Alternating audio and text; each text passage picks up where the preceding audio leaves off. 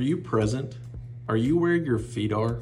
We all have things in our life that are important to us, and I would argue that most of those, for most of us, are the people that we love, our religious views, and what we hold close to us and dear to us spiritually.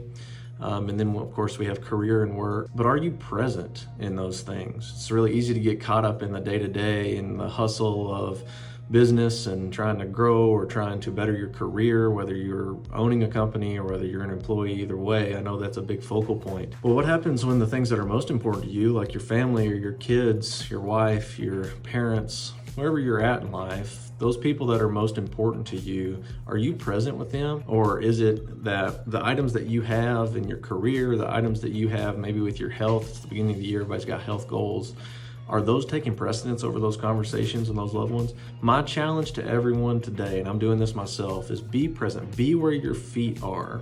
I challenge you to be where your feet are whenever you're dealing with things that are most important to you.